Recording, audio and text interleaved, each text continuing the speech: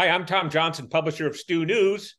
Today's the first in what I hope is going to be a mini conversations that I have the pleasure of talking with Mayor Sue Kempf on fair game Laguna Beach.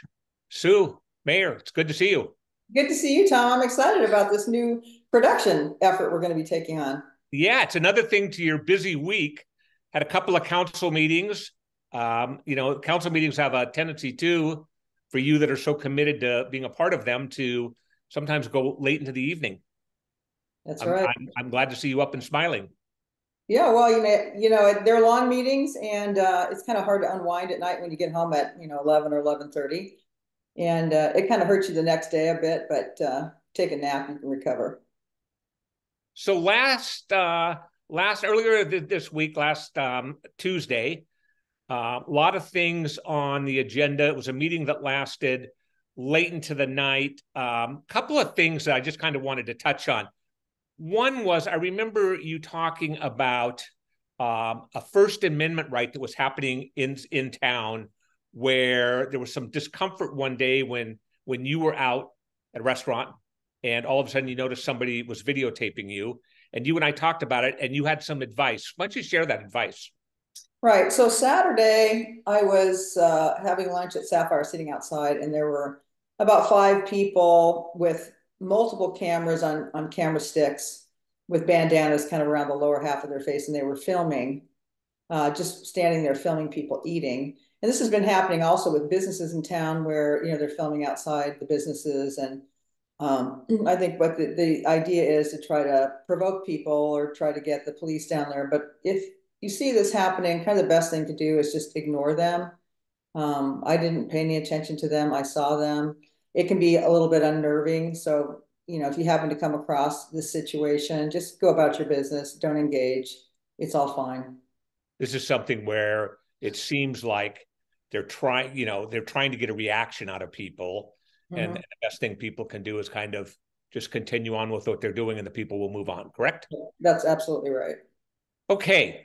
A couple of interesting things that happened Tuesday night. You talked about um, SB 9. It's an interesting Senate bill that has a lot to it. It has it's the bill that enables people to double up on the what's going on in their lot at home and things like that. How big of a concern is that to get it right for you all on city council? Well, last night we were talking about not only SB 9 but housing in general. So, housing in the commercial corridor around Coast Highway, for example, affordable housing, how many units, what would be the parking requirements.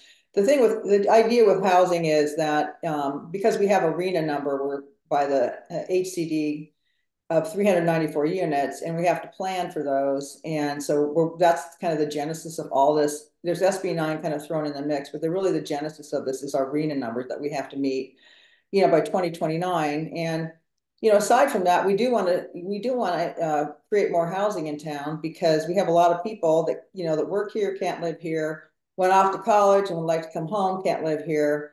So just a variety of situations. Elderly people who want to live here, who've lived here a long time. This is their home and would like to stay, but it's not affordable anymore. So the whole housing issue is a really big issue for us. And because we're largely a built-out town, we don't have the luxury of building a lot of units. It's more difficult here than probably most cities. So we try to use what we have. So that would be second story, offices that could be housing, adaptive reuse of, businesses or properties that used to be one thing, then they could be housing. So we're looking at a range of things and trying to get our housing ordinance together so that it can go off to coastal and get, approved. Coastal typically takes, a long time to approve things. And so we want to get that in order as quickly as we can. Interesting. You talked about commercial properties and things. I have thought about these kind of numbers as they affect all cities throughout Orange County, and I also look at the way office buildings are not as maybe popular as they were prior to the whole COVID pandemic, and maybe some reuse. Where do you see, without committing the city of Laguna Beach, where do you see some of the best opportunities in Laguna to satisfy the SB9 numbers? Well, mostly, along the commercial corridor, for example, because as you said, we allow second story office space, but we don't allow currently second story housing. And we're changing that in our downtown specific plan. That's probably the best opportunity because, the rents would be, theoretically lower because those units aren't very big. And so what you'd have to do in those units, if they have, a bathroom in there, you'd have to add, whatever, a shower, a little kitchenette or something. But in terms of, converting those, that's probably the least path of resistance to do that. I asked the question last night at the council meeting, how come we're not including the downtown area, because the downtown core itself, and that's because it's going to be part of our downtown specific plan coming forward. So that's going to be still be in the works. There's a number of buildings downtown that, I can think of that there's a couple 3-story buildings that have retail on the bottom and could be housing rather than office space, and there's plenty of parking. So, I think we'll get there. It'll be good for our community too, because we're, 30% of our homes now are second homes or third homes. And so there's not a lot of place for people to live. And so the more housing we can create, I think the better it is for just our town economically, from the standpoint of vibrancy and getting, a better mix of people in town, younger, more interested in, different things and places for our seniors to live.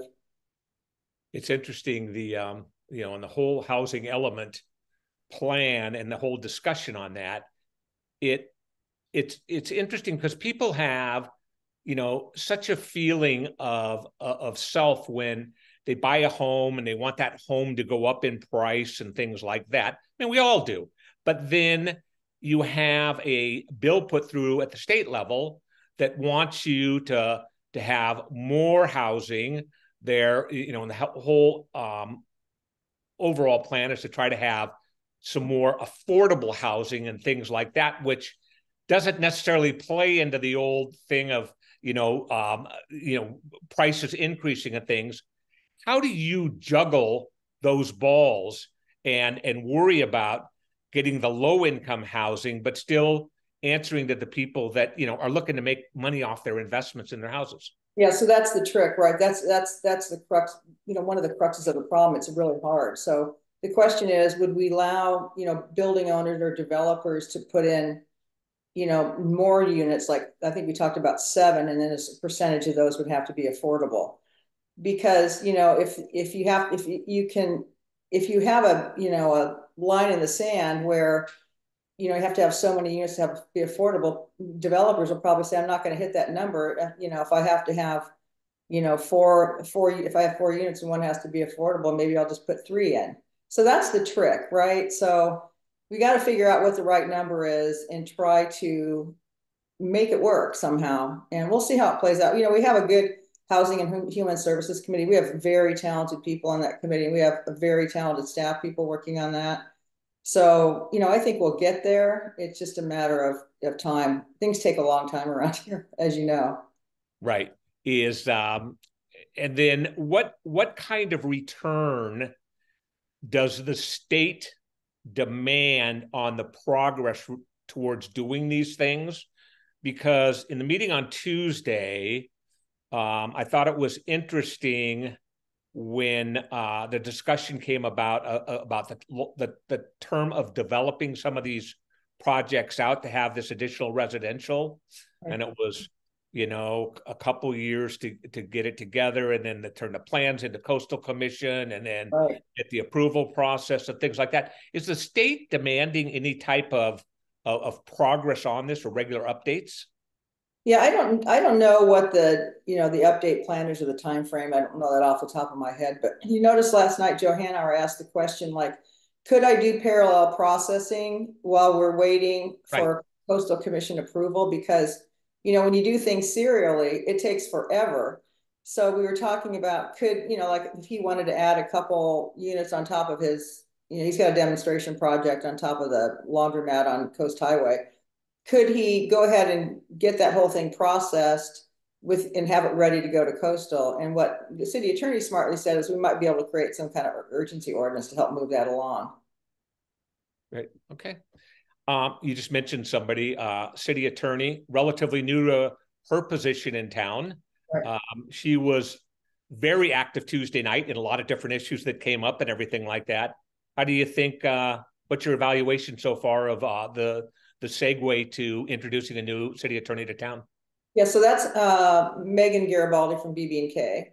She's excellent, and I couldn't be happier to have her on board. And she has a couple other people that work with us as well in her firm on, because she can't do everything.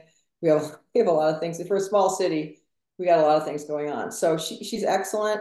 She is very experienced. She's a very hard worker. I know her well enough. I can turn to her and look at her. She knows why I'm looking at her.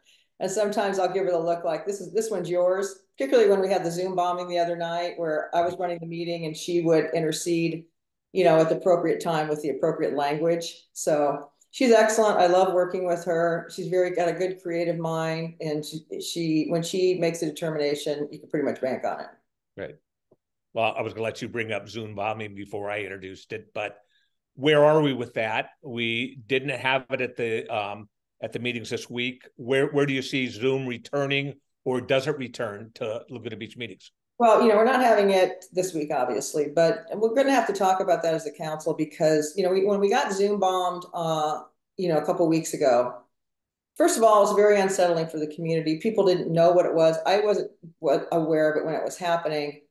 So I looked over at the city attorney. She told me, oh, this is Zoom bombing. This has been going on in other places. And so I think, we had to cancel a meeting and we had to reschedule, one for this week. So we had to bring everybody back, for that we're there to participate in the public process. We had to bring the city attorney back. We had to have the staff back. And, we don't want to have that happen again. So we have to talk about that. I'm not anxious to jump back into Zoom, so to speak, because, as the mayor and person running the meeting, this is just not something we need in the community. Now, having said that, Zoom does provide greater access for people, but we're just going to have to think about, the value of Zoom versus some of the kind of the downside. We're in an election year. There's a lot of crazy things going on in the world, and, we're not exempt from that. So we'll just have to talk about that as a council and see where we want to go from here. One of the interesting things that at Tuesday night's meeting was a discussion that came out of the planning meeting, talking about who can pull items from the consent calendar. And it wasn't, I honestly believe it wasn't something that the city council was saying, oh, let's limit the voices in the community. It was more like, let's make the meetings more manageable, and so we can get through in a better time. I mean, Tuesday night's meeting lasted, late into the night for a lot of people that were staying up, and those that had things before council towards the end of the meeting, they're there a lot longer. Right. The conversation on the consent calendar to try to get your arms around shortening it, that discussion lengthened the meeting Tuesday night. Where do you see that whole consent? Where would you like to see that consent calendar go? Well, the purpose of that item was, our meetings are going long into the night, and we start at 4 o'clock usually for closed session. Then we go to open session at 5 o'clock, and we haven't been finishing until like 11 o'clock at night. So one of the things that we were looking to do is, so people who are waiting first of all, let me back up. The consent calendar is just a list of things that we normally just pass through as a council. There's usually very little discussion on it because they're really things we talk about before and it has to come back. There's just the business of the city that doesn't need a, public hearing. So those things, routinely get passed through. There are occasions when people want to pull things off that calendar. And there have been times when I think Bob Whalen commented on it, where we had 2 hours on the consent calendar. But the problem that causes is that people who are in the council chambers or before on Zoom are waiting for the regular items of business. And those are what really is of interest to the residents. And so I would get so many complaints from people saying, we have to sit there, and we don't get to our item until late in the night. So we looked for better ways to, manage the consent calendar. So what we came to was, so we're going to have some busy meetings coming up. And so what we came to as a council is, if we have a busy meeting, we're just going to move consent calendar to the back of the meeting, and we'll take it up towards the end. But we're going to kind of gauge that, depending on the topics on the agenda, how many people we have participating, how many speakers, how meaty is the topic, that kind of thing. So we're trying to do our best to appease as many people as possible, but most people just complain that, that's taking too long. And when we have appeals, they're at the very end. And the appeals are often very emotional for people because usually, it's about their property and they got a lot of money tied up and time and that kind of thing. Okay, switching gears a little. Yeah. We have a big weekend Yeah. in Laguna Beach with the Patriots Day Parade. We Right. also have rain on the forecast. Uh, Right. First of all, talk about the Patriots Day Parade and what it means to Laguna Beach. It's a big deal. Well, this saying is half the people are in the parade, half the people are watching. And I'm hoping it doesn't get canceled because first of all, the community loves it. People really turn out for it. But more importantly, the people who work on it and get it organized, it breaks my heart when they can't put it on. I mean, they really get disappointed. It's like, getting ready for a show at the last minute, the lights go out in the house and you can't have the show. I mean, it's super disappointing. And the other thing is we like to acknowledge people. We have, Karen Phillipson, who's been an outstanding volunteer, president of the library. She's been on the Playhouse board. She's one of the founding members of Visit Laguna. We have Rick Shoemaker, who, is a longtime resident. I think he was a pilot, the Air Force pilot, and then he, he volunteers for the food pantry and the friendship shelter. We have Richard Seitz. You did a great article on Richard Seitz. I think last year he's a Vietnam War vet and he was a keynote speaker at the Memorial Day celebration. And then we have Braden, and he's in his surfing, achievements after a significant head injury. And you guys also did a story on that. So we like to recognize those people as well because these are people that are wonderful people in our community. Well, there's to me, coming from a small town, there's nothing better than that. It reminds me of the old days where you had the parade down Main Street. Right. And, Right. it really is a good feel for Laguna Beach. Yeah, it's fun because the council goes into trial and probably everyone's going like, oh, Right. political people, Yeah. we're the fun people. But it's kind of fun to ride along because you get to see everybody, people smile and wave. And I think Alex last year brought his niece and nephew, and they were little, and that was really fun to watch them, watch the crowd. It's just a cool hometown event. I just really love it. Yeah. Great. Okay. And if it does rain, I'm assuming, and you may not know this, but there'll be an announcement if it does get canceled. Otherwise, people line the streets and have fun. Right. I mean, we'll probably send out the next. If it's going to be canceled, I imagine we would do it on Friday. That's what's happened in the past. We kind of look at the weather report because Okay. you don't want to put everything out there and block off the streets and all the stuff that we go through, if it's just going to rain and people aren't going to come out, we're not going to have a parade. So I'm hoping it works out, but I don't know. We'll have to Okay. see. Fingers are crossed. Fingers are crossed. Thank you very much for your time. That's a wrap for this week's Fair Game. Stay tuned. We're hoping to have many more of these. And Mayor, I always thank you for your time. I know you have a busy schedule. I witnessed it this week. So keep up the good work out there. And to those out in the community, get out there and enjoy the town. That's what it's there for. See you next week, Tom.